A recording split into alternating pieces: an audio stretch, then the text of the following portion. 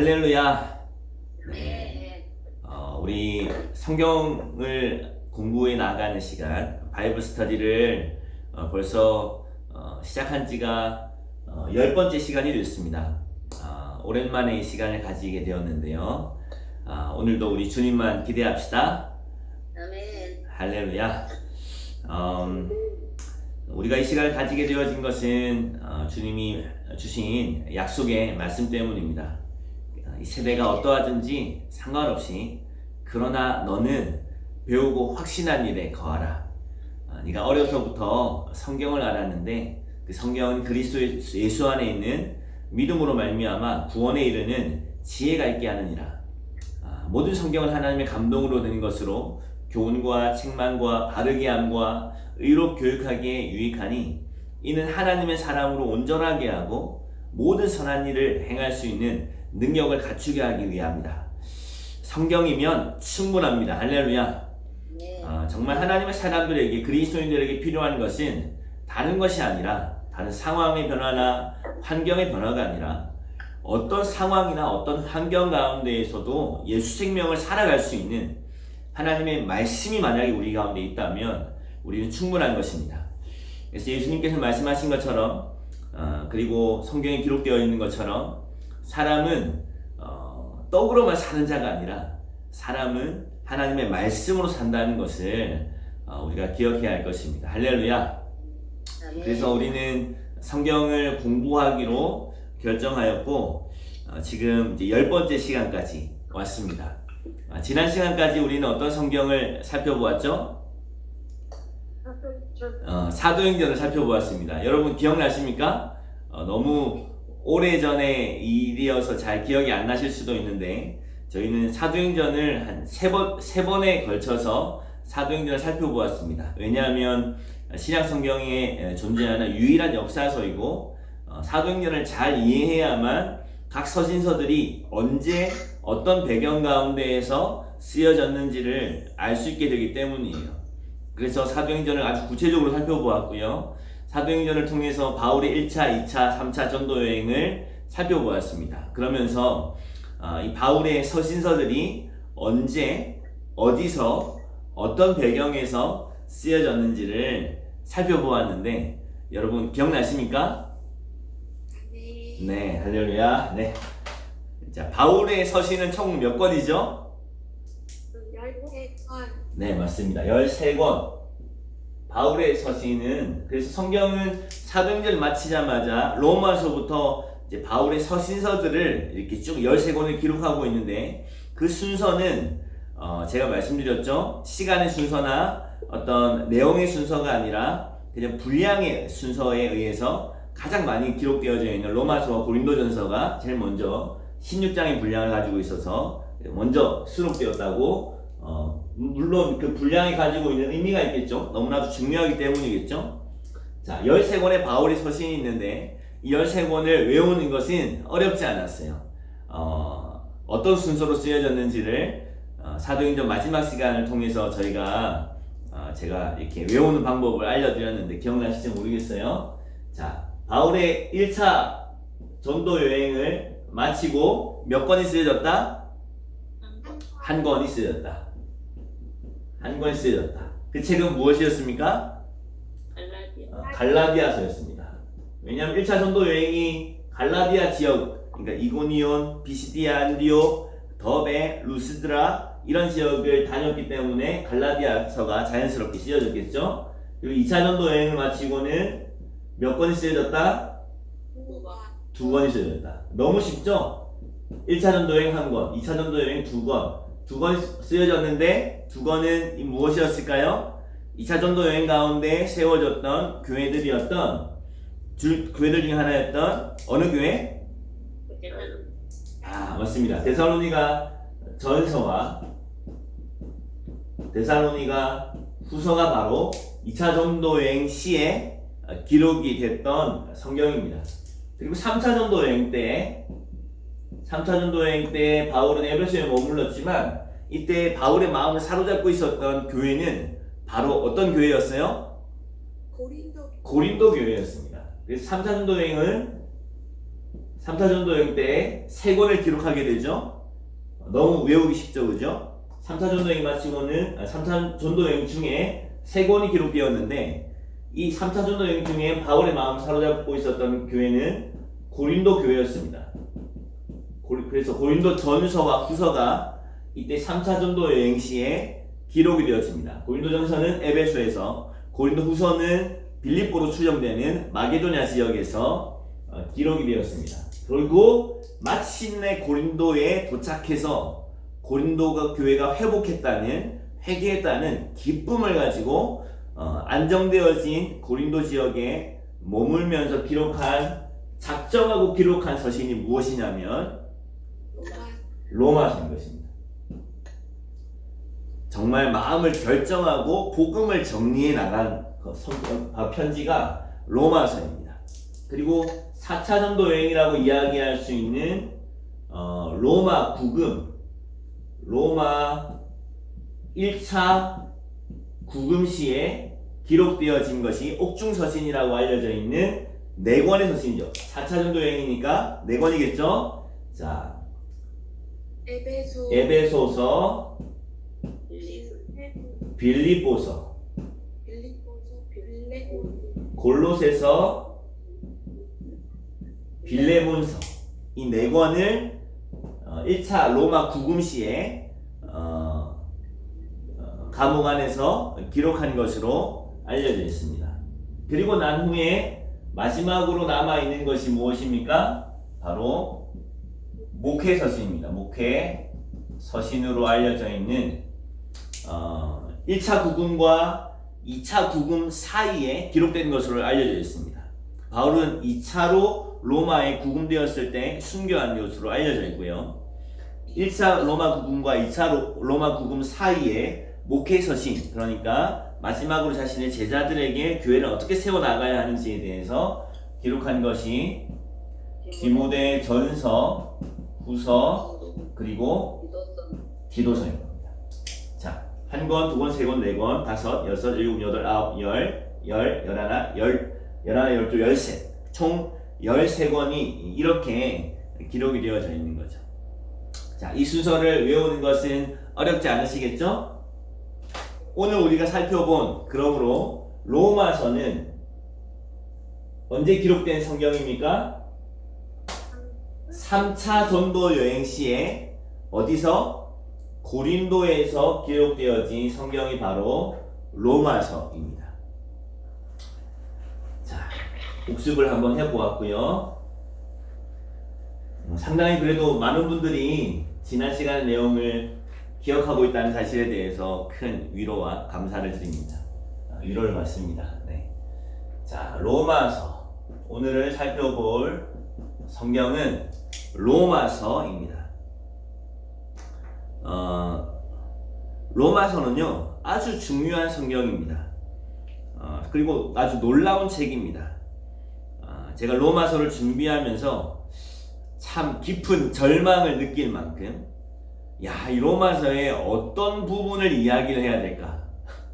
어떤 부분을 간과하고, 그리고 어떤 부분을 중요하게 이야기해야 될까를 너무나도 많이 이렇게 고민을 해야 될 만큼 로마서의 그 깊이와 넓이와 그 광대함과 그 위대함을 생각해 볼 때 오늘 저와 여러분들이 가지는 이 짧은 시간을 통해서 할 수 있는 일이라고는 거의 없을 거라는 절망감이 찾아왔어요.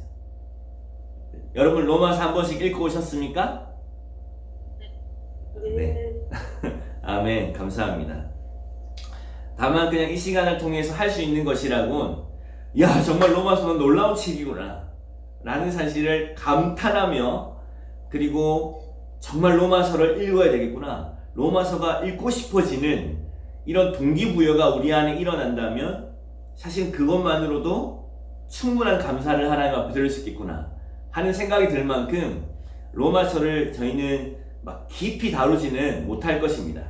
그렇지만 로마서의 큰 주제와, 그리고 로마서를 어떤 관점에서 바라보아야 하는지 뷰포인트를 한번 살펴보는 그런 시간을 통해서 로마서는 이런 관점으로 읽는 것이 유익하겠구나, 그리고 우리 로마서를 각자 읽으면서 또 로마서 안에 담겨져 있는 그 풍성함을 함께 누렸으면 좋겠습니다. 할렐루야. 네, 그래서 마틴 루터는요, 로마서 서문에 이렇게 기록하고 있어요. 한번 잘 들어보세요. 마틴 루터가 쓴 로마서 서문에는 이렇게 기록되어 있습니다.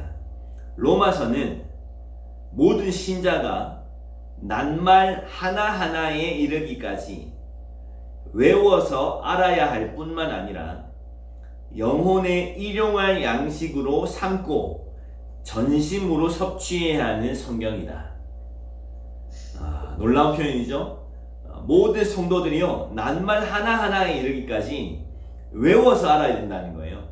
그리고 영혼에 일용할 양식으로 날마다 이 로마서를 기억함으로 로마서 안에 담겨져 있는 그 양식을 섭취해야 된다는 겁니다. 그리고 이렇게 이야기합니다. 우리는 로마서를 한 번에 너무 많이 읽거나 생각할 수 없다. 왜냐하면 우리가 로마서를 다루면 다룰수록 로마서는 더욱 귀중하게 되고 더욱 음미할 수 있기 때문이다 라고 이야기했습니다. 그러니까 로마서는 한 번에 너무 많이 다룰 수가 없는 책이라는 거예요. 왜냐하면 한 절 한 절, 한 장 한 장이 너무나도 보배롭고 소중한 진리들로 채워져 있기 때문입니다. 그래서 이 로마서를 읽은 많은 믿음의 선진들이 로마서를 통하여서 회심하고 거듭나고 성령의 놀라운 역사로 말미암아 예수 그리스도의 사람들이 되었다는 사실을 우리는 알고 있어요. 어거스틴 같은 경우는요, 자신의 저서 고백록이라고 하는 책에서 자기가 성경을 옆에 두고 있을 때 마음 안에 톨레레게, 이것은 집어들어 읽어라 라고 하는 말이라고 그래요. 톨레레게라고 하는 반복되는 이야기를 듣게 됐고, 그때 성경을 집어들고 펼친 말씀이 로마서 13장 14절이었습니다. 오직 주 예수 그리스도로 옷 입고 정욕을 위하여 육신의 일을 도모하지 말라 라는 이 말씀을 읽는 순간에 그의 마음이 새롭게 되어지고 회심을 경험하고 실제로 정욕을 위하여 했던 육신의 일들을 그치게 되어졌으며 예수 그리스도를 마음의 구주로 영접하게 되어졌다고 하는 놀라운 일이 일어나게 되었습니다. 할렐루야. 하나님의 말씀은 능력이 있습니다. 그 말씀이 한 절만이라도 성령의 역사하심으로 말미암아 우리 심령 안에 믿어지게 되어질 때 놀라운 일이 일어나게 되어집니다. 또 마틴 루터 같은 경우도 탑 속에서의 경험이라고 알려져 있는 아주 유명한 일화가 있습니다. 탑 속에서 로마서를 읽다가 로마서 1장 16절과 17절 복음에는 하나님의 의가 나타나서 내가 이 복음을 부끄러워하지 아니하노니 이 복음은 모든 믿는 자에게 구원을 주신 하나님의 능력이 됩니다. 복음에는 하나님의 의가 나타나서 믿음으로 믿음에 이르게 하나니 기록된 바 오직 의인은 믿음으로 말미암아 살리라는 것 같으니라 라는 이 말씀을 읽게 되었을 때 젊은 수도사로서 자책감을 안고 살아가는 그때 루터는 이 말씀을 통하여서 여기에서 나는 완전히 다시 태어났고 열린 문을 통하여 하늘나라에 들어가는 것처럼 느꼈다고 진술하고 있어요. 존 웨슬리 감리교의 창시자로 알려져 있는, 설립자로 알려져 있는 존 웨슬리도 올더스 게이트가라고 하는 거리에 서 있는 어떤 모임에 참여했는데 그 모임에서 어떤 사람이 루터의 이 로마서 서문을 읽고 있었습니다. 그런데 그 서문을 듣게 됐을 때 자신의 마음이 이상하게 뜨거워지는 것을 느꼈다. 그리고 그는 오직 예수 그리스도만을 믿는 믿음으로 구원을 받으며 주께서 자신의 모든 죄를 제거하셨고 죄와 사망의 법에서 자신을 구원했다는 확신을 가지게 되어지는 일이 바로 이 로마서 서문을 듣게 되었을 때 그 안에 일어난 놀라운 일이었습니다. 할렐루야.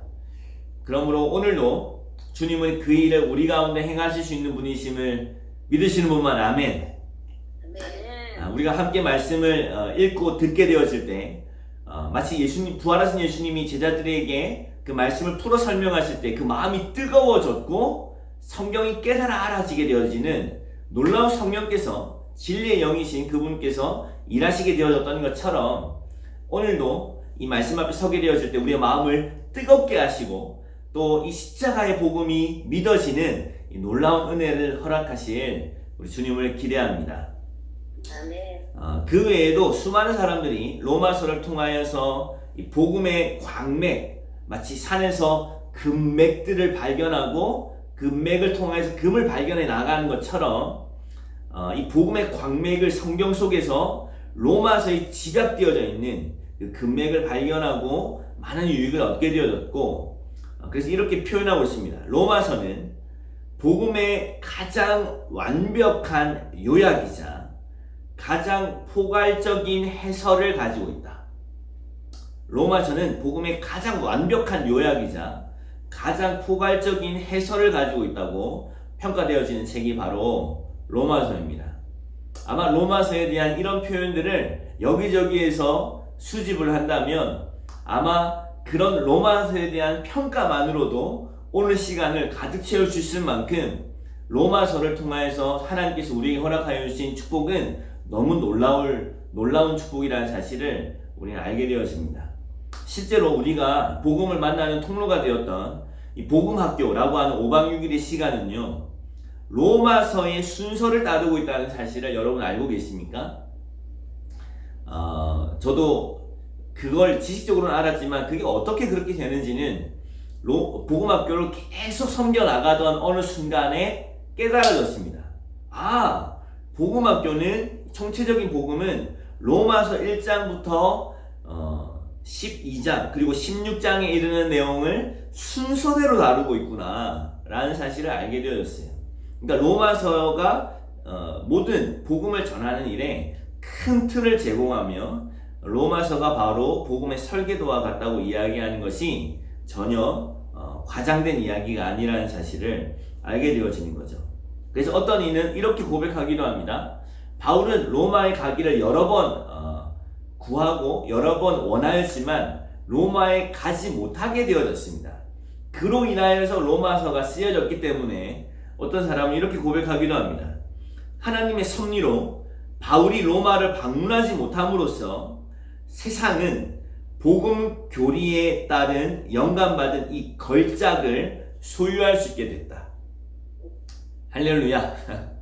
그러니까 바울이 로마에 가지 못하게 됨으로 말미암아 바울은 먼저 이 로마서를 기록하게 되었는데, 로마서가 기록되어짐으로 인하여서 놀라운 복음의 진수와 복음의 핵심적인 내용이 저와 여러분들에게 전달될 수 있었다는 거예요.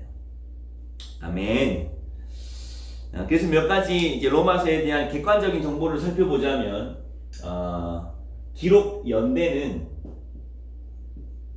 기록은 AD 57년에서 58년 바울의 3차 전도 여행 시 고린도에서 기록되어진 것으로 알려져 있습니다. 핵심 구절은 무엇일까요, 여러분? 네, 로마서 1장 17절입니다.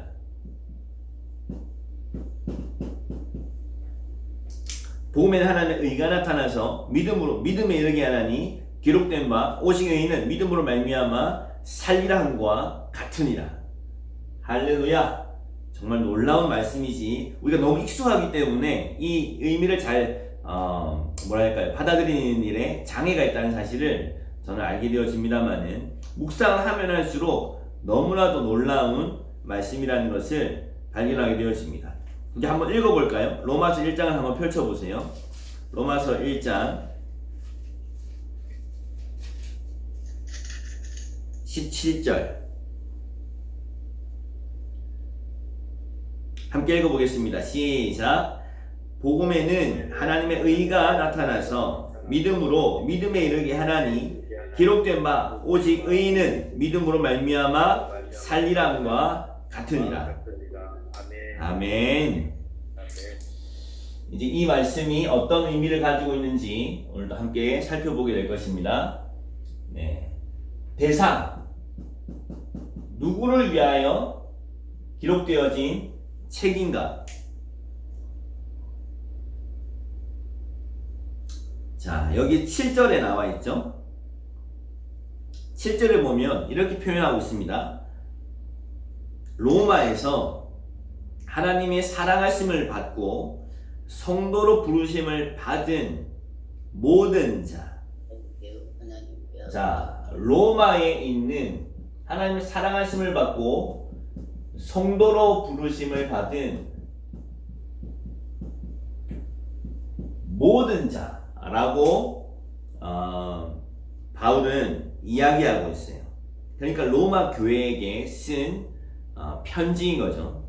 그런데 이 로마 교회에 있는 성도들은 성도 중 모든 자라고 표현한 이유가 있습니다. 이때 당시에 로마 교회에는 두 종류의 그리스도인이 있었습니다. 이것이 로마서의 배경이라고 이야기할 수 있겠는데요. 이때 당시에 로마 교회에는 두 종류의 그리스도인이 있었습니다. 하나는 유대인 출신의 그리스도인이 있었어요. 유대교 출신의 유일하신 하나님을 믿는 자들 중에 예수가 그리스도이심을 믿고 그리스도인이 된 유대인 출신의 성도가 있었고요. 또 한 종류는 이방인 혹은 헬라인이라고 이야기하는 이 두 종류의 성도가 있었습니다. 그래서 이것을 기억하고 있었던 바울은 모든 자, 로마에서 하나님의 사랑하심을 받고 성도로 부르심을 받은 모든 자라고 표현하고 있는 거예요. 이것이 사실은 로마서가 기록되어진 아주 중요한 이유 중에 한 가지입니다. 그 배경은 이렇습니다. 로마 교회는 다른 서신과는 달리 바울이 세운 교회에게 편지를 한 것이 아니었습니다. 로마 교회는 바울이 세운 교회가 아니었어요. 로마 교회가 어떻게 세워졌는지를 많은 학자들은 그 당시에 오순절날 성령께서 예루살렘에 임하게 되었을 때 성령을 받고 회심하게 되어진 그리스도인들이 핍박이 왔을 때 흩어졌죠. 그것이 사도행전 9장에 기록되어 있지 않습니까? 흩어진 그리스도인들 중에 로마로 돌아갔던 혹은 로마로 가게 되었던 그리스도인들에 의해서 세워진 교회라고 이해하는 것이 무리가 없을 것 같습니다. 그러니까 로마 교회는 예루살렘 교회 오순절날 성령께서 강림하게 되셨을 때에 그때에 성령을 받고 그리스도인이 된 사람들이 로마로 가서 자기들끼리 모여서 교회를 만들고 함께 예배를 드리기 시작한 것이 로마 교회의 시작이라고 이야기할 수 있겠습니다. 그러니까 당연히 그 로마 교회의 주축은 유대인이었을까요? 이방인이었을까요?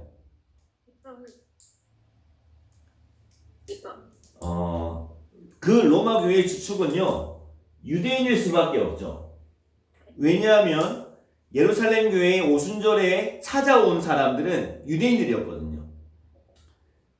그렇죠? 오순절에 예루살렘에 와 성령의 강림을 받고 그때 회개하고 그리스도인이 된 사람들은 대부분이 유대인들이었단 말이죠. 그러니까 유대인들이 로마로 갔으니, 그래서 교회를 세웠으니 이 교회의 주축 세력은 유대인들이었어요.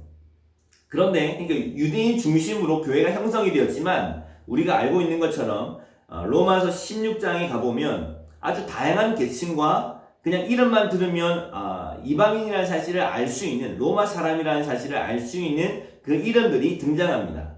마치 우리나라의 옛날 이름 중에 돌쇠 이러면 신분이 바로 등장하잖아요. 돌쇠는 어떤 신분을 가지고 있을까요?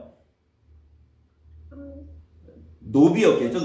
노비나 혹은 종이었지 않겠습니까? 물론 종 중에는 이름조차도 가지지 못했던 종들이 있었다고 알려져 있습니다만, 돌쇠가 가지고 있는 그런 이름의 의미가 있는 것처럼 그 당시에도 이름만 들으면 이 사람이 자유인인지 노예인지 유대인인지 헬라인인지를 알기가 어렵지 않다고 그래요. 그러니까 16장의 이름들을 읽어보면요, 이 사람은 자유인이었고 이 사람은 노예였구나, 이 사람은 유대인이었고 이 사람은 로마 사람이었구나 라는 사실이 알게 되어진다는 거죠. 근데 그런 사람들이 아주 다양하게 등장하는 것이 로마 16장에 나와 있는 그런 로마 교회의 성도들인 것들을 볼 때 이미 유대인들이 주축이 되었으나 로마 교회는 상당한 이방인들이 로마 교회에 함께 있었다는 사실을 알게 되어집니다. 그런데 문제는 언제 일어나냐면 글라우디오 황제 때에 일어났습니다. 글라우디오 황제 때 AD 50년경으로 알려져 있는데요. 글라우디오 황제 때에 어떤 일이 일어났냐면 로마의 역사학자였던 수에토니우스라고 하는 사람이 이런 글을 남겼어요. 그리스도라 불리는 자의 선동으로 로마에서 폭동이 일어나 로마에 살던 유대인들을 로마 밖으로 축출했다라고 하는 기록이 있습니다. 글라우디오 황제 때에 폭동이 일어났는데 그 폭동이 아마 누명에 의해서 그리스도인들에 의한 폭동이라고 알려졌고 글라우디오는 아주 극단적인 선택을 합니다. 어떤 선택이냐면 로마에서 모든 유대인들을 내보내는 것이었습니다. 그것이 AD 50년경에 있었던 일이고 그 당시에 로마를 떠나서 고린도에 정착한 사람들이 있었으니 그 사람이 바로 브리스길라와 아굴라였던 거죠. 그래서 사도행전 18장에 보면 브리스길라와 아굴라가 고린도에서 바울을 만나게 되어지는데 그 배경을 누가가 사도행전에 기록하고 있죠. 글라우디오 때에 유대인들을 로마에서 나가라 함으로 그들이 고린도에 정착하게 되었는데 아굴라는 유대인이었고 브리스길라는 로마인이었어요. 그래서 아굴라가 유대인이었기 때문에 그들은 로마를 나와야만 했던 것입니다. 생각해보세요. 교회가 유대인과 이방인들이 함께 섞여 있었어요. 그런데 유대인들이 모조리 로마에서 추방당하는 거예요. 자, 어떤 사람들만 남았습니까? 로마 교회는 이방인들만 남게 된 거예요. 굉장히 독특한 상황이 생긴 거죠. 그런데 글라우디오가 AD 54년에 죽습니다. 그리고 네로가 황제가 되거든요. 그러니까 5년 만에 5년 동안은 로마의 교회가 이방인들로만 구성이 됐던 거예요. 자, 주축 세력은 유대인이었으나 유대인들이 다 로마를 떠나게 됐죠. 로마를 떠나게 된 동안에 5년 동안에 이방인들이 로마 교회의 주축 세력이 된 것입니다. 그리고 5년이 지나자 글라우디오 황제가 AD 54년에 죽고 네로가 황제가 돼서 황제가 죽으면 그가 세웠던 법이 취소가 되는 거예요. 그래서 지금 로마서 16장에 가보면 브리스길라와 아굴라가 로마에 있다는 사실을 알게 됩니다. 16장에 보면 로마에 있는 성도들에게 문안하라고 쭉 이야기하다가 브리스길라와 아굴라의 이름이 등장하는 것을 보면 이 AD 57년, 58년 3차 전도 여행 시에 브리스길라와 아굴라는 이미 로마로 돌아가 있는 상황이라는 거죠. AD 54년에 글라우디오가 죽었기 때문이에요. 그러니까 어떤 일이 일어난 겁니까? 5년 동안 이방인들로만 이루어져 있던 교회에서 다시 유대인들이 복귀한 거죠. 다시 로마로 돌아온 것입니다. 이러면서 로마 교회 안에는 적지 않은 갈등과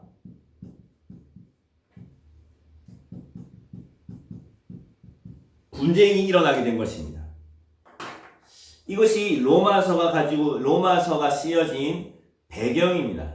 바울은 로마로 한 번도 가보지 않았고 로마 교회에 있는 사람들을 한 번도 만나본 적은 없지만 브리스길라와 아굴라가 로마로 돌아가게 되었는데 로마 교회 안에 있었던 이야기들을 자신의 동역자들인 브리스길라와 아굴라 등을 통해서 바울이 듣게 되었고 그들에게 복음이 필요하다는 사실을 바울은 인식하고 복음에 관한 이야기를 아주 자세하게 써서 보내야 할 필요를 느꼈던 것입니다. 특별히 이 바울은 이방인의 사도로서 부르심을 받았지만 항상 유대 동족들이 하나님께로 돌아오는 일을 위하여서 불타는 마음을 가지고 있었고 그래서 그는 전도 여행을 통하여서 이방 교회들로부터 오히려 헌금을 받아서 예루살렘 교회를 돕고자 하는 이런 열정을 가지고 있었는데 바울 안에 있었던 마음은 무엇이냐면 유대인들과 헬라인들, 유대인과 이방인들을 화목하게 하려는 예수 그리스도 안에서 한 몸이라는 사실을 화해시키고 싶은 그런 아주 강한 열망을 가지고 있었다는 사실을 우리는 로마서를 통해서 보게 되었습니다. 그래서 이런 배경, 그러니까 갈등과 분쟁이 이방인과 유대인 사이에 로마 교회 안에 있었다는 사실에 대해서는 우리가 이해하고 로마서를 읽다 보면 참 로마서에서 많이 등장하는 표현이 무엇이냐면 차별이 없다는 것입니다. 유대인이나 헬라인이나 차별이 없느니라. 이런 표현이 계속해서 등장하는 것은 우리는 보게 되어져요. 예를 들어서 로마서 1장 16절만 하더라도 그렇잖아요. 내가 복음을 부끄러워하지 아니하노니 이 복음은 모든 믿는 자에게 구원을 베푸시는 하나님의 능력이 됩니다. 먼저는 유대인에게요. 그리고 헬라인에게로다. 라고 하는 표현이 계속 등장하는 것을 보게 되어집니다. 그래서 기록 목적을 한번 살펴보면 바울이 로마서를 기록한 목적의 첫 번째는 바로 이 유대인과 헬라인을 복음 안에서 한 몸으로 만드는 것입니다. 분열된 교회가 하나가 되기 위해서 유대인 출신의 그리스도인들과 이방인 출신의 기독교인들이 복음 안에서 전혀 차이가 없음을 강조하고 복음으로 인하여 그들의 연합을 이루기를 소망하는 마음으로 쓰여진 것입니다. 그래서 어떤 구절에 가보면요, 바울은 이 편지를 이방인들에게 전하는 것처럼 완전히 느껴지는 그런 구절들이 있어요. 그리고 어떤 구절에 가보면 완전히 유대인들에게만 하는 일처럼 하는 말씀처럼 등장하는 그런 구절들이 있습니다. 먼저 1장 13절, 11장 13절, 15장 16, 18절을 보면 우리가 지금 1장을 펼치고 있으니까 1장 13절만 한번 제가 읽어볼게요. 1장 13절을 한번 보세요. 형제들아, 내가 여러 번 너희에게 가고자 하는 것을 너희가 모르기를 원하지 아니하노니 이는 너희 중에서도 다른 이방인 중에서와 같이 열매를 맺게 하려 함이로되 지금까지 길이 막혔도다. 그럼 너희는 누구라는 거예요? 이방인이라는 거죠. 다른 이방인 중에서와 같이 열매를 맺게 하려 함이로다 라고 말하는 거니까 너희들도 이방인이라는 거예요. 자, 11장 13절을 가보면 더 분명하게 아주 구체적으로 표현되어 있습니다. 11장 13절에는 이렇게 이야기하고 있죠. 내가 이방인이 너희에게 말하노라. 아주 직접적으로 이 편지의 대상이 이방인이라는 사실을 구체적으로 언급하고 있는 거예요. 내가 이방인이 너희에게 말하노라. 내가 이방인의 사도인 만큼 내 직분을 영광스럽게 여기노니. 그런데 이런 표현만 있는 것이 아닙니다. 유대인들에게 이 편지를 쓰고 있다는 사실에 대해서 7장 1절은 이런 이야기를 하고 있죠. 형제들아, 내가 법 아는 자들에게 말하노니 너희는 그 법이 사람이 살 동안만 그를 주관하는 줄 알지 못하느냐. 이 법은 율법입니다. 율법을 아는 사람은 누구입니까? 유대인들이죠. 그러니까 정확하게 유대인을 대상으로 하고 있는 말씀들과 이방인에 대한 말씀들이 함께 섞여서 공존하고 있는 것이 바로 이 로마서라는 거예요. 그러니까 여러 가지 기록 목적 중에 하나는 분쟁 가운데 있는 분열된 교회가 하나 되어지게 하기 위하여서 편지를 썼다는 거죠. 2장 1절 같은 경우도 그렇잖아요. 남을 판단하는 사람아, 네가 판단하는 그것으로 너 자신을 판단하는 줄 알지 못하느냐? 라고 이야기할 때는 유대인들을 향하여서 질책하고 있다는 사실을 우리는 알게 되어집니다. 첫 번째 기록 목적은 무엇이냐? 유대인과 헬라인 사이에 있었던 그 갈등의 문제를 해결하고자 하는 목적을 가지고 있었다는 거예요. 그런데 무엇이 이 갈등과 분쟁을 멈추고 하나 되게 할 수 있겠는가? 그것은 무엇입니까? 십자가의 복음이라는 것을 바울은 확신하고 있었습니다. 그래서 기록 목적 중에 하나는 십자가의 복음을 로마 교회에 소개하는 것이었습니다. 복음을 선포하고 복음을 전하는 것이었습니다. 이것이 어쩌면 가장 중요한 기록 목적이라고 생각이 되어지고 이 기록 목적 때문에 아주 자세하게 바울은 로마서에 복음을 기록하고 있습니다. 사실 1장의 그 배경을 보면요, 로마에 여러 번 가보자 했으나 가지 못했다는 사실을 그가 기록하고 있지 않습니까? 왜 바울은 로마에 여러 번 가고자 했을까요? 그 가고자 했던 이유에 대하여 그는 이렇게 이야기합니다. 10절부터 보면요, 1장 10절을 한번 보겠습니다. 1장 10절. 어떻게 하든지 이제 하나님의 뜻 안에서 너희에게로 나아갈 좋은 길 얻기를 구하노라. 내가 너희 보기를 간절히 원하는 것은 어떤 신령한 은사를 너희에게 나누어 주어 너희를 견고하게 하려 함이니. 자, 어떤 목적을 가지고 있어요? 로마에 방문하려고 하는 바울의 목적이 무엇입니까? 성도들을, 교회를 견고하게 하기 위함이었습니다. 근데 그 견고하게 하기 위하여서 필요한 것은 무엇이었냐면 신령한 은사였어요.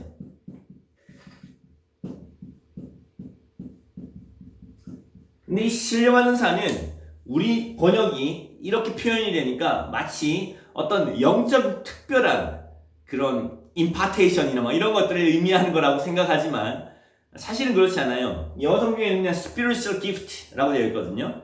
영적인 선물, 그것을 진짜 성령의 선물을 이야기하는 것입니다. 이것이 교회를 견고하게 할 수 있다고 하는 바울 안에 있는 확신이 있었어요. 자, 이 신령한 은사가 무엇일까요? 맞습니다. 로마서 16장을 가보겠습니다. 로마서 16장. 마지막에 가면 무엇이 교회를 견고하게 할 수 있는지 바울이 이야기하고 있습니다. 로마서 16장 25절부터 보면 나의 복음과 예수 그리스도를 전파함은 영세전부터 감추어졌다가 이제는 나타나신 바 되었으며 영원하신 하나님의 명을 따라 선지자들의 글로 말미암아 모든 민족이 믿어 순종하게 하시려고 알게 하신 바 그의 신비의 계시를 따라 된 것이니 이 복음으로 너희를 능히 견고하게 하실. 자, 이건 1장과 16장이 같은 맥락에서 이해가 되어져야 되는 거예요. 자, 교회를 견고하게 하는 것은 신령한 은사이고 그 신령한 은사를 주기 위하여 로마에 가고자 했습니다. 그런데 무엇이 교회를 견고하게 하냐면 예수 그리스도의 십자가의 복음이 너희를 능히 견고하게 한다는 거예요. 할렐루야. 자, 그러므로 신령한 은사는 십자가의 복음이라는 겁니다. 다른 어떤 영적인 어떤 능력이나 그런 영적인 이야기가 아니라 가장 영적인 이야기는 바로 십자가 이야기라는 거죠. 영성의 핵심은 바로 십자가의 복음입니다. 할렐루야. 아멘. 그래서 이 십자가의 복음을 로마 교회에 소개하고 전파하는 것을 목적으로 아직까지 바울이 전하는 이 복음을 들어보지 못했던 로마 교회에게 바울이 계시를 받은 예수 그리스도의 십자가의 복음이 무엇인지를 증거하기 위해서 이 로마서를 쓴 것입니다. 세 번째 목적은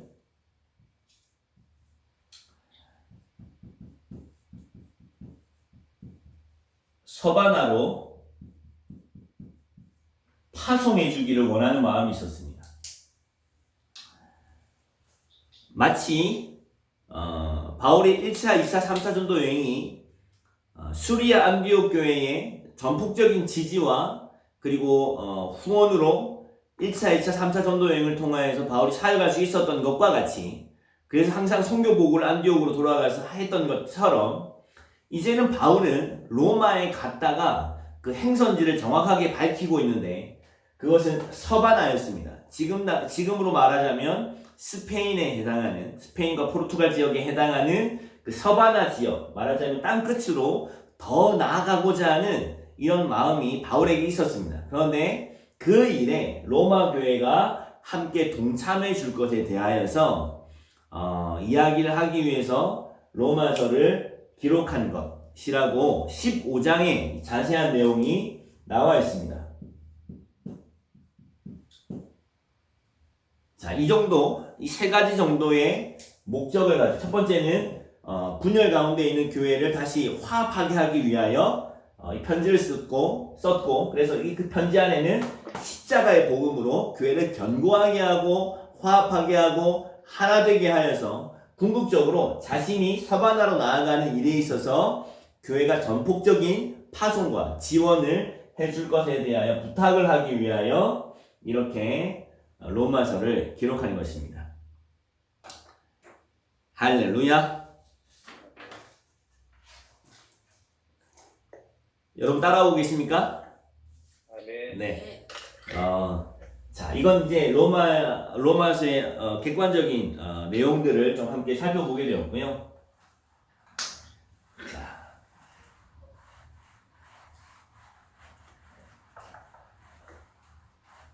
로마서의 구조를 한번 살펴보겠습니다. 로마서는 어떤 구조를 가지고 있는가? 로마서의 구조. 로마서는 아주 크게 두 부분으로 나뉘어집니다. 1장에서 11장의 내용과 그리고 12장부터 16장의 내용으로 나뉘어진다고 이야기할 수 있어요. 그래서 1장부터 11장까지는 복음의 진리에 관하여 아주 뭐랄까요, 구체적이고 복음의 설계도와 같이 복음의 내용을 다루고 있다면 12장부터는 그 복음이 당신에게 실제라면 당신의 삶을 어떻게 실천적으로 드려야 하는지에 대한 실천적인 내용들이 담겨져 있습니다. 한번 살펴볼까요? 자, 1장 1절부터 17절에 이르는 내용은 바울의 인사말과 이 로마서의 주제를 다루고 있습니다. 주제를 다루고 있는 것이 16절과 17절인 것입니다. 자, 로마서 1장 1절부터 17절까지는 인사말과 주제를 다루고 있습니다. 그리고 1장 18절부터 32절까지는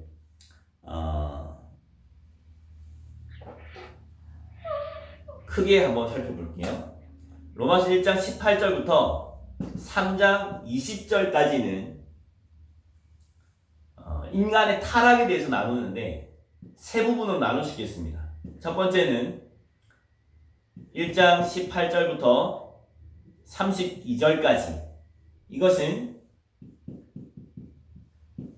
불의한 이방인에 대한 이야기입니다. 이방인으로서 왜 하나님 앞에 불의한지.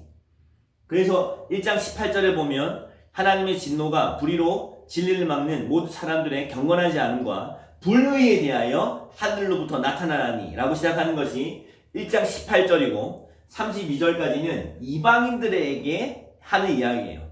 이방인들이 어떻게 하나님 앞에 심판을 받을 수밖에 없는 존재인지를 먼저 이야기하고, 그리고 두 번째는 2장 1절부터 3장 8절까지 불의한 유대인에 대한 이야기입니다. 첫 번째가 이방인이 어떻게 불의한지를 이야기했다면, 두 번째는 불의한 유대인, 2장 1절부터 3장 8절까지 불의한 유대인, 왜 유대인들도 불의할 수밖에 없는지. 너희가 율법을 지킨다고 말은 하고 하나님 앞에 의로운 백성이라고 너희가 말은 하지만 유대인들도 동일하게 불의할 수밖에 없는 존재라는 사실에 대해서, 죄가 열매의 문제가 아니라 죄는 반드시 존재의 문제라는 사실을 이야기하고 있죠. 그리고 3장 9절부터 3장 20절에 이르는 내용이 바로 3장 9절에 어떻게 시작해요? 우리는 나으냐? 바울을 포함한 그 하나님의 부르심을 받는 사도들의 무리들도 우리는 나으냐? 우리도 나을 것이 하나도 없다. 우리가 이미 유대인이나 헬라인이나 하나님 죄 아래에 있다고 우리가 이미 선언하였다 라고 이야기하는 말씀이 3장 9절이죠. 그러니까 3장 9절부터 3장 20절에 있는 말씀은 불의한 인류라고 표현할 수 있겠습니다. 이방인과 유대인을 다 합쳐서 결국에 모든 인류는 하나님 앞에 불의하다, 의롭지 않다. 그러니까 3장 10절은 기록된 바 의인은 없나니 하나도 없다 라고 이야기하는 것입니다. 그래서 이 세 가지는 결국에는 사람의 인간의 존재의 불의함에 대하여서 두 번째 주제가 나오고 있는 거죠. 그리고 3장 21절부터 3장 마지막 절까지 31절까지 율법 외의 하나님의 의에 대해서 이야기하고 있습니다. 그 의가 바로 예수 그리스도죠. 할렐루야. 3장 21절 그러나 이제는 율법 외에 한 의가 나타났으니 이 의는 율법과 선지자들에게 증거를 받는 것이라 라고 시작하면서 그 예수 그리스도에 대한 이야기가 바로 여기 등장하는 것입니다. 너무 놀라운 말씀이죠. 그리고 4장은 믿음으로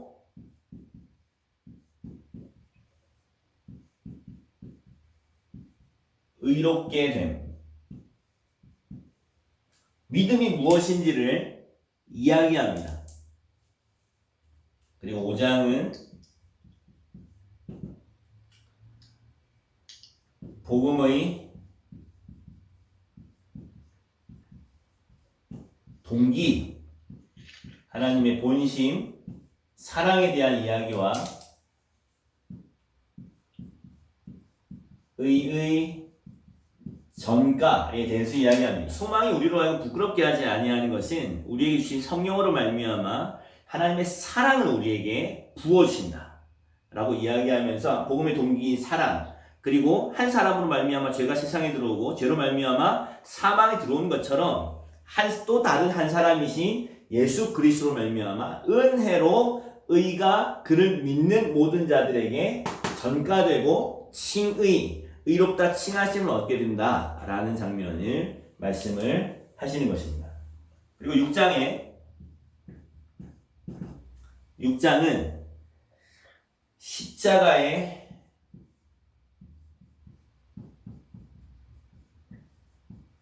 복음을 믿는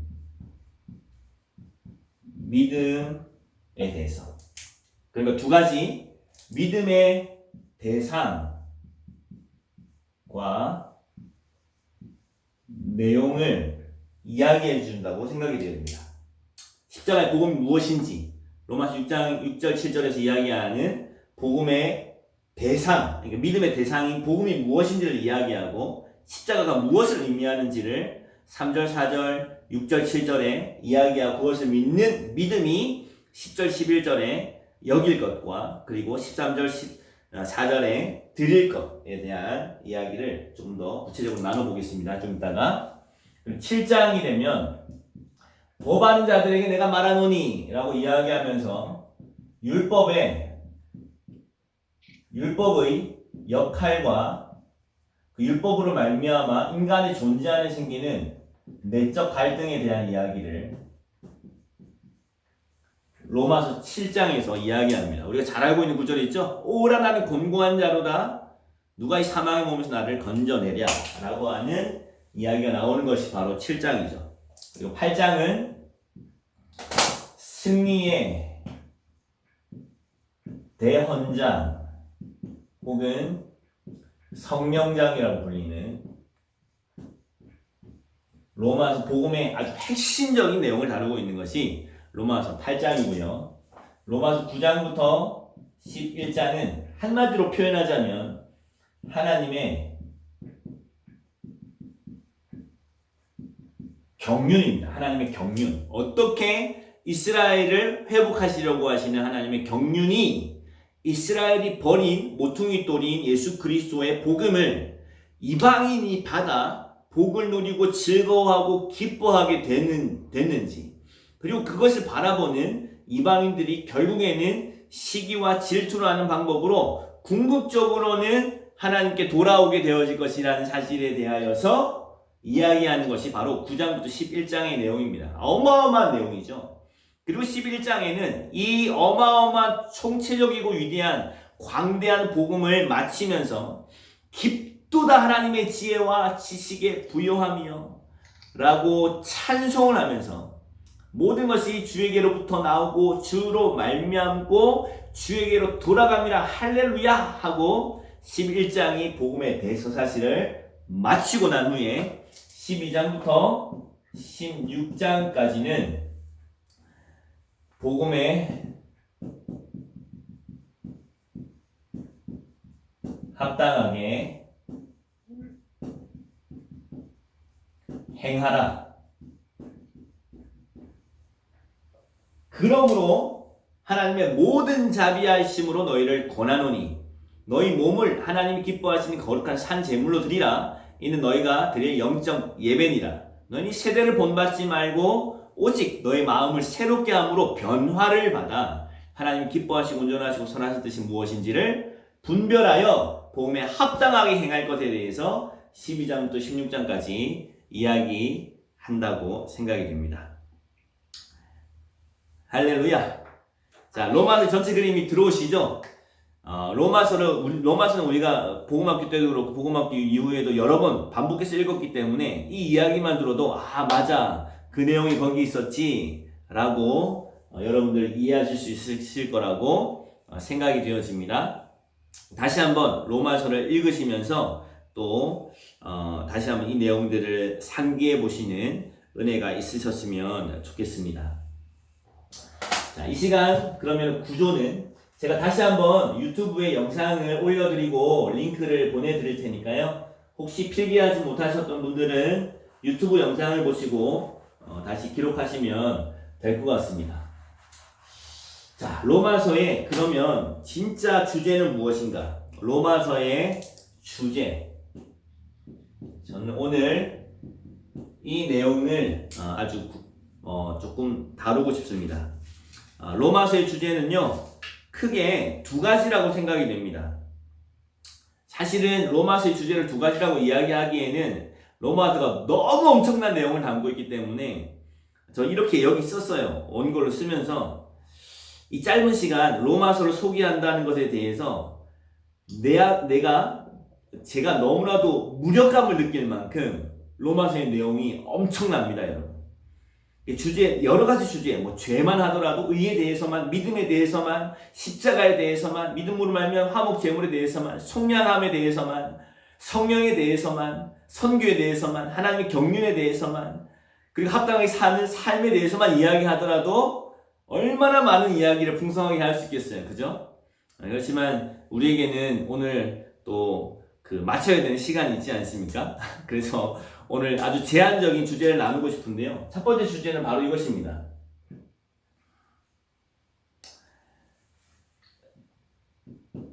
믿음으로 말미암는 하나님의 의라는 주제입니다. 이것을 한마디로 이야기하면 뭐라고 이야기할 수 있을까요? 이신칭이에요. 이신칭이. 믿음으로 말미암아 의롭다고 칭하여 주시다. 이것이 바로 저와 여러분들이 믿고 있는 개혁주의가 생명처럼 붙들고 있는 믿음의 내용인 거죠. 이것은 로마서 1장 17절로부터 나온 말씀입니다. 이것이 로마서의 전체의 가장 핵심적인 주제입니다. 하나님의 의는 결코 행함으로 주어지지가 않고 오직 믿음으로만 우리에게 주어진다는 것입니다. 이것은 사실은 종교개혁 당시 1517년만 하더라도 종교개혁이 시발점이 되었다고 하는 비텐베르크 성벽의 95개조 반박문을 받을 때만 하더라도 이것은 너무나도 충격적인 선언이었어요. 왜냐하면 그 종교개혁 당시에 기독교라고 이야기하는 카톨릭은 행함과 최선과 구제와 여러 가지 삶을 통하여서 구원에 이룰 수 있다고 가르쳤기 때문이에요. 그런데 마틴 루터는 로마서 1장 17절을 발견하면 그렇지 않구나. 행함으로 말미암아 우리가 의를 얻는 것이 아니라 오직 예수 그리스도께서 이루어 놓으신 완전한 그 구속과 속량을 믿는 믿음이 우리를 구원하는 것이구나 하고 선언한 것이 종교개혁의 시작이 되었단 말이죠. 자, 로마서가 기록될 당시의 상황도 사실은 종교개혁과 비슷했다고 이야기할 수 있어요. 왜냐하면 로마 교회 안에 있었던 유대인들은 할례와 율법 준수를 아주 중요하게 생각했기 때문이에요. 그러니까 신앙에 있어서 행함이 아주 강조되어져 있는 신앙을 유지하고 있었던 것이 유대인들이었습니다. 그리스도를 믿었지만 그러나 할례도 받아야 된다고 그리고 율법을 준수해야 된다고 생각하고 있는 사람들이 다소 교회 안에 있었습니다. 그러니까 이방인들에게 할례를 받으라고 이야기하는 일들이 교회 안에 있었던 거죠. 그렇기 때문에 바울은 편지의 내용에서 결코 행함으로는 하나님의 의에 이룰 수가 없다는 사실을 분명히 드러내고 있어요. 그리고 율법의 역할은 죄를 깨닫게 할 뿐이며 율법은 궁극적으로는 우리 모든 인류를 죄 아래 가두고 하나님의 심판의 대상이 되게 하는 분명한 목적을 가지고 있는 것이 바로 율법의 역할이라는 사실을, 그러므로 율법을 준수하는 것을 통하여서 하나님의 의에 결코 이루지 못한다는 사실을 강조하고 있는 것이 로마서의 내용입니다. 그래서 로마서는 시작부터 이 부분을 아주 명확하게 하고 있습니다. 어떤 부분을 명확하게 하고 있습니까? 인사말을 딱 끝내자마자 하나님의 진노가 불의로 진리를 막는 모든 사람들의 경건하지 않음과 불의에 대하여 하늘로부터 나타난다라고 죄에 대한 인간의 불의함에 대한 이방인의 불의, 유대인의 불의, 모든 인류의 불의를 죄에 대한 책망으로 이 편지를 시작하고 있는 것입니다. 사실은. 그러니까 정말 우리에게 필요한 것은, 복음이 기쁜 소식이 되기 위하여 필요한 것은 우리에게 먼저 슬픈 소식이 들려와야 하는데 우리는 소망이 없다는 것입니다. 이방인이든 유대인이든 상관없이 우리는 존재적인 죄인의 모습을 가지고 있다는 것이 바로 1장 18절부터 3장 20절에 있는 내용이죠. 우리가 복음학교 때 내용이 잘 아는 것처럼 죄의 반역성을 다루고 있지 않습니까? 1장 18절부터 32절은 영적인 타락, 반역성, 그것이 우상숭배로 나타난다. 그래서 썩어지지 아니하는 하나님의 영광을 썩어질 사람과 새와 짐승과 기어다니는 동물 모양의 우상으로 바꾸었느니라. 그런데 이 영적인 우상숭배는 자아숭배이며 사탄숭배이다. 그리고 뿐만 아니라 도덕적으로 타락하게 되어지는데 그것은 성적 타락으로 나타나고 그 여자가 여자 쓰기를 남자가 여자 쓰기를 순리대로 하지 아니하고 영리로 함으로 동성애가 그 당시에도 존재했었고 이미 하나님의 상당한 보응을 그들 자신이 받았다고 이야기함으로써 에이스에 상당하는 그런 일이 이미 로마 시대에 있었다는 사실을 바울은 암시해주고 있어요. 뿐만 아니라 영적 타락, 도덕적 타락 뿐만 아니라 사회 규범적 타락, 로마서 1장 32절이 이야기해주는 바와 같이 이러한 일을 해당한 자들은 사형에 해당한다고 하나님 정하심을 알고도 그들 자신만 행할 뿐만 아니라 이러한 일을 행한 자들을 옳다고 여기기 위하여서 법을 바꾼다는 거예요. 법을 바꾸어서 우리 다 간음해도 죄가 아니라고 하자, 우리가 다 낙태해도 죄 아니라고 하자라고 이 악한 짓을 하는 것이 바로 인간의 존재라는 사실을 이야기해 주는 것입니다. 그러면 유대인은 나으냐? 아니, 유대인도 마찬가지야. 너 남을 판단하는 사람아, 너 같은 일을 행하고도 남을 판단하느냐? 네가 판단하는 그 판단으로 네가 정죄함을 받을 것이다 라고 이야기하면서 죄가 열매의 문제가 아닌 존재의 문제, 죄의 확장성에 대해서 2장 3장에서 이야기해 주는 거죠. 그리고 3장 20절을 한번 보세요. 3장 10절에 의인은 없나니 하나도 없다고 선포하고 난 후에 3장 19절 20절을 보면 우리가 알거니와 무릇 율법이 말하는 바는 율법 아래에 있는 자들에게 말하는 것이니 이는 모든 입을 막고, 여기 모든이라고 하는 단어가 계속 등장하는 이유는 무엇입니까? 헬라인이든 유대인이든 상관없다는 거예요.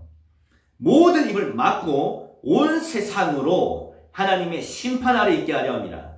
그러므로 율법의 행위로 그의 앞에 의롭다 하시는 얻을 육체가 있다? 없다. 율법 육체가 없나니 율법으로는 뭘 깨달을 뿐이니라? 죄를 깨달을 뿐이니라. 율법의 역할은 죄를 깨닫게 되는, 그래서 7장에 다시 이야기하잖아요. 율법이 탐심을 죄라고 이야기하지 아니하였더라면 내 안에 탐심이 일어날 때 그것이 죄인 줄을 알지 못했어. 그러니까 율법이 내게 이르자 나는 죽은 몸이 되었구나, 이렇게 이야기하는 거예요. 자, 이때 3장 21절을 우리 다 같이 읽어보겠습니다. 시작. 이제는 율법 외에 하나님의 한 의가 나타났으니 율법과 선지자들에게 증거를 받는 것이라. 아멘. 자, 이 21절부터 31절에 있는 내용은 너무나도 중요한 내용입니다. 사람으로서는 할 수 없다. 그러나 하나님은 하신다. 라고 하는 성경이 아주 큰 분기점을 이야기해 주는 거예요. 3장 20절과 21절. 사람은 할 수 없다. 그러나 하나님은 이제는 하고 일어나신 하나님의 의지가 율법 외에 하나님의 한 의를 하나 준비하셨는데 그 의는 율법과 선지자들 지금까지 증언해 왔었던 거야. 다시 한번 이 분기점이 23절과 24절에 등장합니다. 모든 사람이 죄를 범하였음에 하나님의 영광에 이르지 못하느니 사람은 할 수 없다. 사람은 끝났다. 사람은 심판이다. 하나님의 진노 아래 갇혔다. 그러나 24절에 그리스도 예수 안에 있는 속량으로 말미암아 하나님의 은혜로 값없이 의롭다 하심을 얻은 자 되었느니라. 할렐루야. 이것이 복음이라는 것입니다. 값이 없이 의롭다 칭함을 받게 되어지는 것. 자, 계속해서 읽어볼게요. 한번 따라와 보세요. 이 예수를 하나님이 그의 피로써 믿음으로 말미암는 화목제물로 세우셨으니 이는 하나님께서 길이 참으시는 중에 전에 지은 죄를 간과하심으로 자신의 의로우심을 나타내려 하심이니. 여러분, 이것이 바로 복음 안에 있는 놀라운 딜레마입니다. 어떻게 죄를 간과하시는데 하나님이 의롭게 되실 수 있단 말이죠. 여러분, 이 땅에 있는 재판관이 살인한 사람을 너 죄 없어, 간음한 사람을 너 죄 없어, 성폭행한 사람을 너 죄 없어 라고 어떤 재판관이 판결하게 된다면 그 피해자가 내 가족이라면 그 재판관을 향하여 당신은 의롭습니다 이렇게 이야기할 수 있겠습니까? 아니요. 있을 수가 없는 이야기예요. 어떻게 죄를 간과하시는 그 하나님이 자기의 의로우심을 나타내신단 말이죠. 이게 바로 복음 안에 존재하는 딜레마입니다. 어떻게 죄 없다고 이야기하시는 분이 의롭다고 이야기할 수 있는가? 그래서 이 내용을, 이 3장에 있는 이 내용을, 복음을 이해하지 못하면 4장이 이해가 되지 않아요. 4장이 뭐라고 이야기합니까? 4장 7절에 보면 불법이 사함을 받고 죄가 가리워짐을 받는 사람들은 복이 있다는 거예요. 어떻게 이런 일이 가능합니까? 불법이 사함을 받고 죄가 가려지다니. 죄를 심판하시는 분이 공의롭다고 이야기할 수 있지 않겠습니까? 그런데 하나님의 공의는 이렇게 나타난다는 거예요. 어떻게 그럴 수 있습니까? 바로 예수 그리스도 안에 있는 속량 때문입니다. 할렐루야. 믿음으로 말미암는 화목 제물이 되신 예수님 때문입니다. 하나님의 의는, 그러니까 죄를 없다고 이야기해 주시는 은혜는요, 그 은혜는 값 없이 주어진다기보다는 값이 지불되어진 채 주어지는 거예요. 할렐루야. 이건 전혀 다른 이야기입니다. 그러니까 복음은 싸구려가 아닌 거예요. 측량할 수 없는 값이 이미 지불이 되어져 버린 거죠. 측량할 수 없는 예수 그리스도의 값이 지불이 되었음으로 말미암아 그것을 믿는 사람들에게 하나님도 의로우시고 그들도 의롭게 되어지는 복음이 되어지신다는 것입니다. 그래서 26절에 이렇게 이야기하죠. 곧 이때에 자기의 의로우심을 나타내사 자기도 의로우시며 또한 예수 믿는 자를 의롭다 하려 하심이라. 그런데 자랑할 데가 어디 있느냐? 있을 수가 없느니라. 무슨 법으로냐? 행위로냐? 아니라 오직 믿음의 법으로니라. 할렐루야. 그러므로 믿음으로 말미암아 의롭게 된다는 것입니다. 왜? 죄에 대한 값이 지불되었기 때문에. 할렐루야. 어떤 상황에 어떤 죄를 우리가 짓고 실패하게 된다고 하더라도 예수 그리스도께서 이미 그 죄의 값을 지불하셨다는 사실을 믿는 믿음으로 주님 앞에 나오기만 한다면 하나님도 옳으시고 의로우시고 그 하나님이 베푸신 그 복음을 믿는 자도 의롭게 되어지는 것이 바로 이 복음의 내용이라는 것입니다. 할렐루야. 그래서 이 복음으로 말미암는 의에 대하여 믿음으로 말미암아 의롭게 되어지는 이 진리에 대해서 5장 1절은 결론과 같이 이렇게 이야기해 줍니다. 5장 1절을 다 같이 한번 읽어볼게요. 5장 1절 함께 읽어보겠습니다. 시작. 그러므로 우리가 믿음으로 말미암아 믿음으로 의롭다 하심을 받았으니 우리 주 예수 그리스도로 말미암아 하나님과 화평을 누리자. 할렐루야. 너무 놀라운 이야기입니다. 믿음으로 의롭다 하심을 받았으니 우리 주 예수 그리스도로 말미암아 하나님과 화평을 누리자. 이것이 우리가 의롭게 칭함을 받았다는 증거인 것입니다. 하나님, 의로우신 하나님과 죄인인 우리가 어떻게 화평을 누릴 수 있는가? 그것은 예수 그리스도로 말미암아 믿음으로 의롭다 하심을 받은 자에게 하나님과 화평케 되어지는 이 놀라운 축복이 주어진다는 거죠. 우리의 행함으로 말미암음입니까? 아닙니다, 여러분. 예수 그리스도께서 행하신 그 놀라운 십자가의 사건을 믿는 믿음으로 말미암아 이 일이 우리에게 가능해진다고 이야기하는 거예요. 할렐루야. 이것이 바로 로마서의 큰 첫 번째 주제입니다. 두 번째 주제는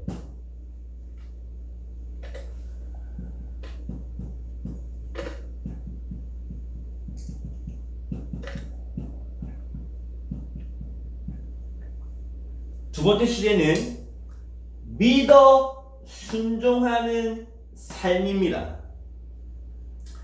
이 주제를 반드시 다루어야만 하는 이유가 있습니다. 이 첫 번째 주제도 사실은 너무나도 중요한 이야기죠. 그런데 이 두 번째 주제도 결코 간과되지 말아야 할 로마서가 이야기하고 있는 바입니다. 복음은 믿음으로 말미암아 의롭다고 칭함을 받는 것입니다. 우리 행함으로 이루어지는 것이 아니에요.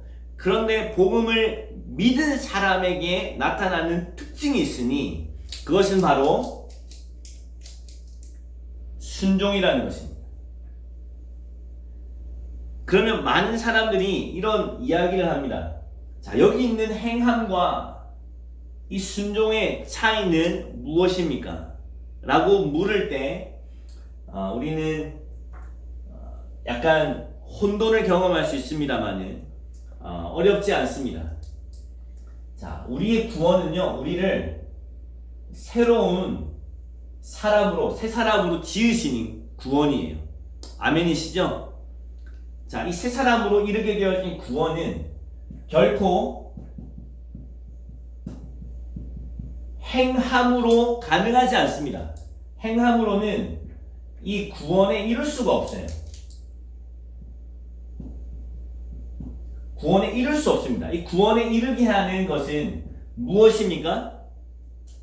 우리의 믿음입니다. 무엇을 믿는 믿음? 예수 그리스도의 십자가를 믿는 믿음이 우리로 하여금 이 구원에 이르게 하는 것입니다. 그런데 이 구원에 이르는 이 세 사람은 믿음으로 말미암아 구원을 얻는데 이 믿음 안에는 어떤 요소가 포함되어져 있냐면 순종이라는 요소를 포함하고 있다는 것입니다. 그래서 이 순종은 이 구원에 이르러 보려고 하는 행함과는 전혀 다른 이야기입니다. 자, 이것을 이야기해주고 있는 것이 바로 에베소서입니다. 에베소서를 한번 볼까요? 에베소서 2장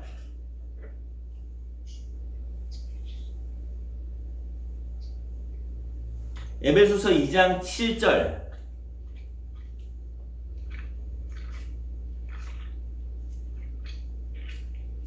7절 이하를 제가 한번 읽어보겠습니다. 이는 그리스도 예수 안에서 우리에게 자비하심으로써 그 은혜의 지극히 풍성함을 오는 여러 세대에 나타내려 하심이라. 너희는 그 은혜에 의하여 믿음으로 말미암아 구원을 받았으니 이것은 너희에게서 난 것이 아니요 하나님의 선물이라. 9절에 이야기합니다. 행위에서 난 것이 아니니 이는 누구든지 자랑하지 못하게 하려 함이라. 행위에서 난 것이 아니래요. 그런데 10절을 한번 보세요. 우리는 그가 만드신 바라 그리스도 예수 안에서 선한 일을 위하여 지으심을 받은 자니 이 일은 하나님이 전에 예비하사 우리로 그 가운데에서 뭐하게 하려 하심이라? 행하게 하려 하심이라.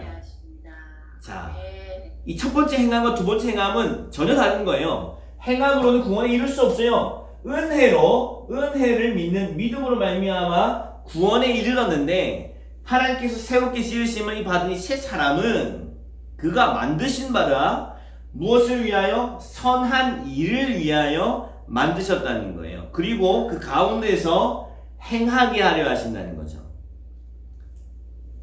할렐루야.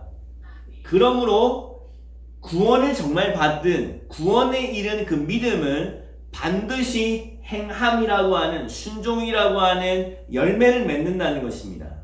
자, 이것이 로마서의 큰 주제 중에 하나입니다. 그래서 로마서 1장과 16장에는 이 주제를 이렇게 표현합니다. 로마서 1장 5절을 한번 가보겠습니다. 로마서 1장 5절.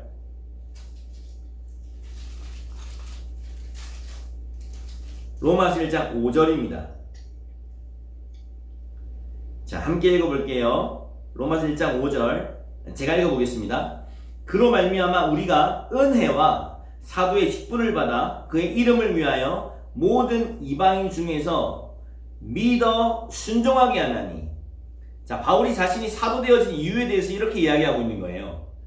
사도가 되어진 이유가 무엇이냐면 이방인들로 하여금 믿어서 순종하게 만든다는 거예요. 이것이 바울이 사도가 되어진 목적이며 복음을 전파하는 목적이라고 이야기하고 있습니다. 이것이 얼마나 중요한 이야기냐면요.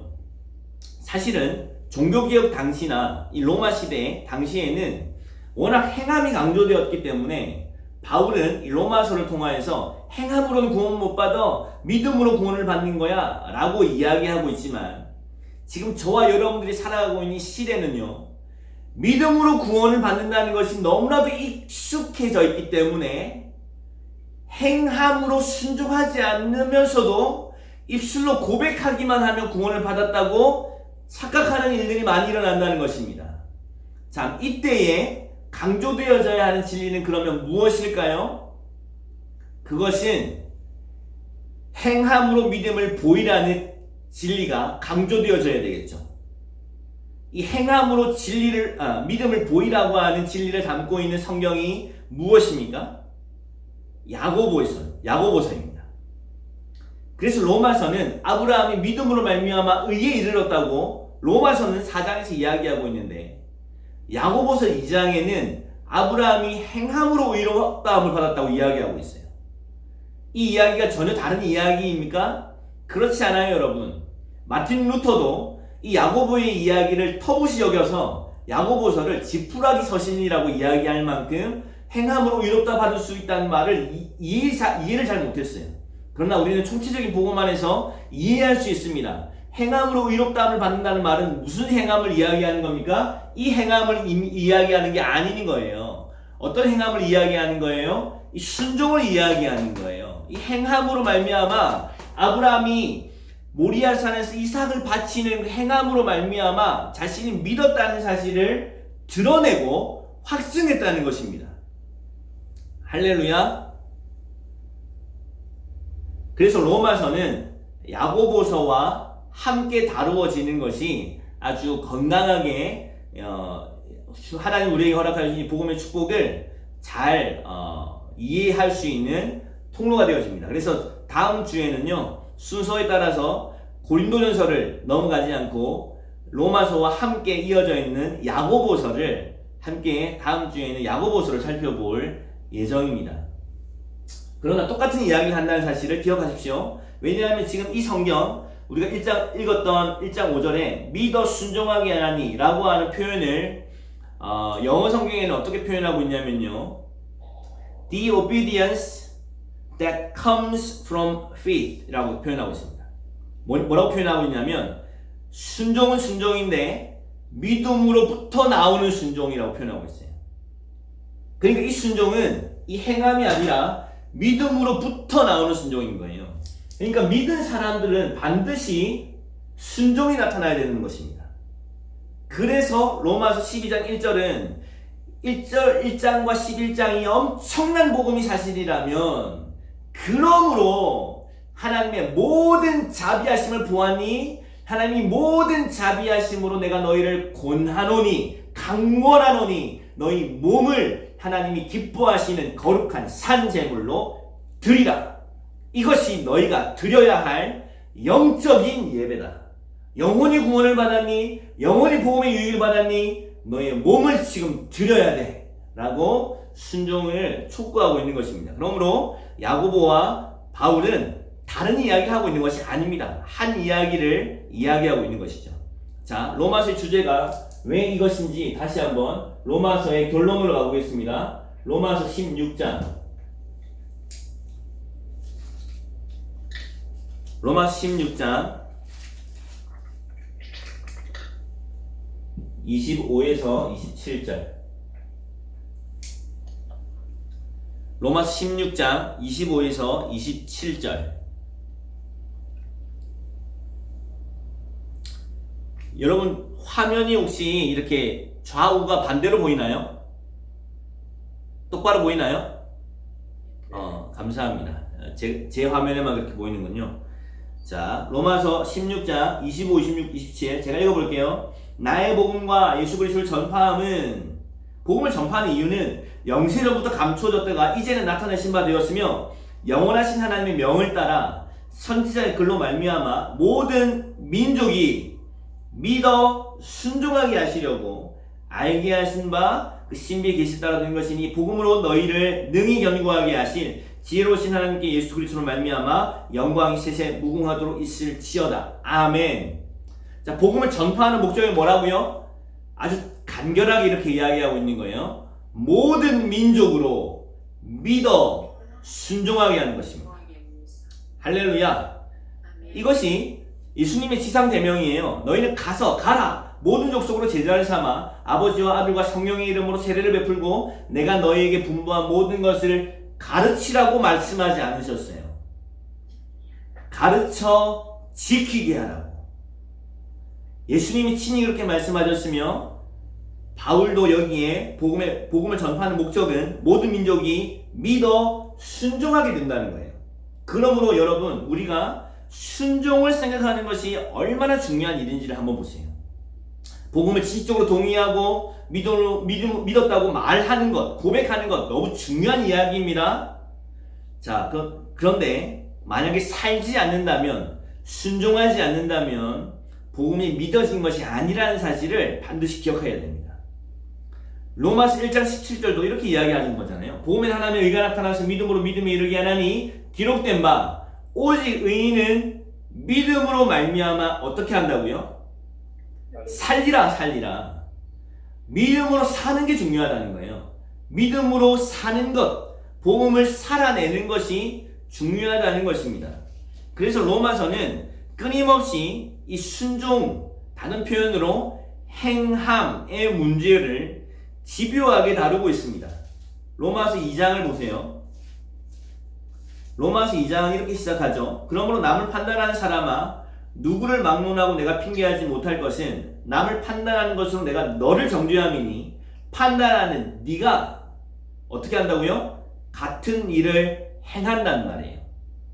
이런 일을 행하는 자에게 하나님이 심판의 진리를 낼 것이다. 이런 일을 행하는 자를 판단하고도 같은 일을 행하는 사람아,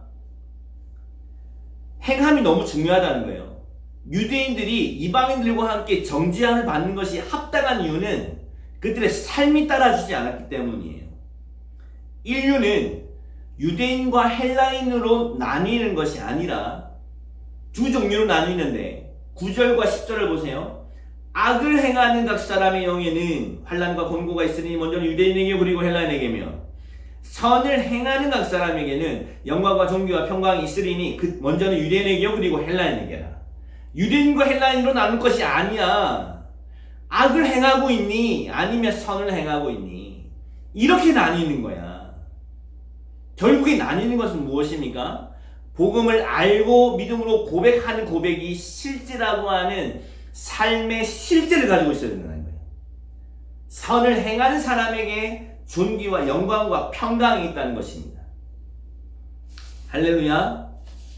자, 로마서 8장에 놀라운 이 대선언도 무엇을 이야기하는 것입니까? 궁극적으로는 로마서 8장에 한번 가보시겠어요? 로마서 8장 1절부터 4절의 말씀을 보면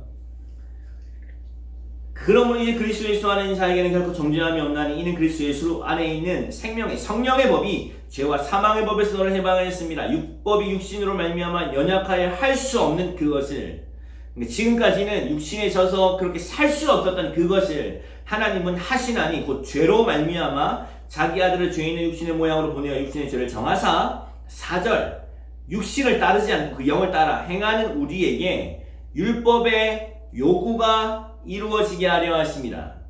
육신을 따르는 자는 육신의 일을, 영을 따르는 영의 일을 생각하나니 육신의 생각은 사망의, 영의 일은 영의 생각은 생명과 평안이니라. 그러니까 복음을 주신 우리의 궁극적인 목적은 무엇이냐? 복음을 사는 것이라는 겁니다. 사는 것이라는 거예요. 할렐루야. 복음의 결론은 바로 이것입니다. 말씀대로 살 수 있다 없다? 있다는 거예요. 할렐루야. 복음을 우리에게 주신 목적은 바로 이것입니다. 말씀대로 살 수 없어요? 너무 하나님의 말씀은 높아요? 복음을 사는 일이 너무 어려워요? 아니, 그렇지 않다고. 복음을 진짜 믿은 사람이 정말 믿었다는 사실이 무엇으로 드러나냐면 순종과 삶과 행함으로, 마치 사과나무에 사과가 열리는 것이 자연스러운 열매인 것처럼 예수나무에는 예수가 열리는 거야. 예수님의 삶이 열리는 거야 라고 이야기하고 있는 거죠. 할렐루야. 그래서 로마서 11장 이런 순종에 대한 이야기들이 계속 나와 있어요. 11장 29절에서 32절을 보면 4절에 순종이라는 단어가 4번이나 등장합니다.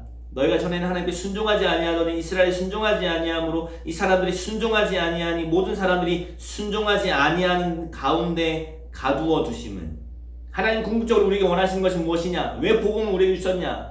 복음을 주심으로 말미암아 로마서 6장에 있는 진리가 실제가 되어서 우리가 알거니와 우리의 옛사람 예수와 함께 십자가에 못 박힌 것은 죄 몸이 죽어 다시는 우리가 죄에게 종노릇하지 아니하려 함이니 이는 죽은 자가 죄에서 벗어나 의롭다함을 얻었습니다.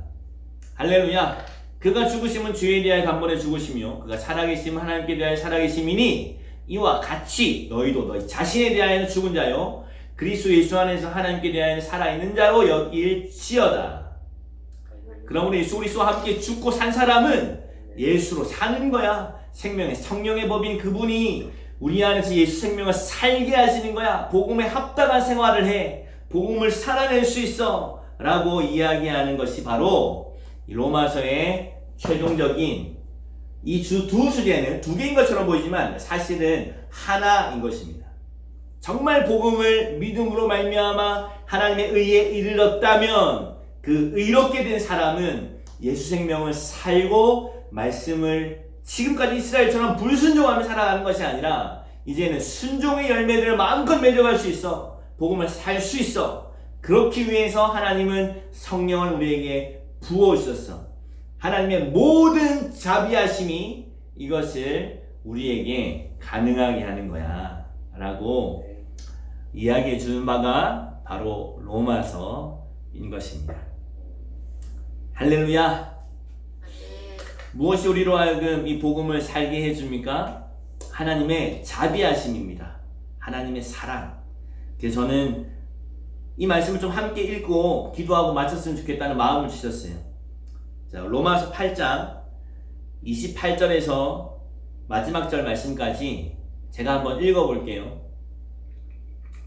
로마서 8장 28절부터 39절 말씀까지 제가 읽어보겠습니다. 우리가 알거니와 하나님을 사랑하는 자 곧 그의 뜻대로 부르심을 입은 자들에게는 모든 것이 합력하여 선을 이루느니라. 하나님이 미리 하신 자들을 또한 그 아들의 형상을 본받게 하기 위하여 미리 정하셨으니 이는 그로 많은 형제 중에서 맏아들이 되게 하려 하심이라. 또 미리 정하신 그들을 또한 부르시고 부르신 그들을 또한 의롭다 하시고 의롭다 하신 그들을 또한 영화롭게 하셨느니라. 그런즉 이 일에 대하여 우리가 무슨 말하리요? 만일 하나님 우리를 위하시면 누가 우리를 대적하리요? 자기 아들을 아끼지 아니하시고 우리 모든 사람을 위하여 내주신 이가 어찌 그 아들과 함께 모든 것을 우리에게 주시지 아니하겠느냐?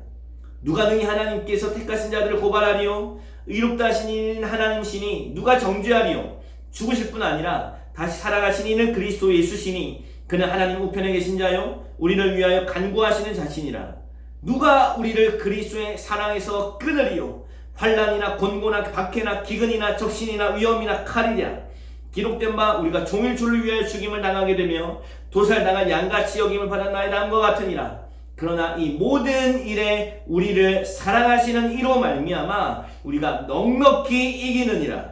내가 확신하노니 사망이나 생명이나 천사들이나 권세자들이나 현재일이나 장래일이나 능력이나 높음이나 깊음이나 다른 어떤 피조물이라도 우리를 우리 주 그리스도 예수 안에 있는 하나님의 사랑에서 끊을 수 없으리라.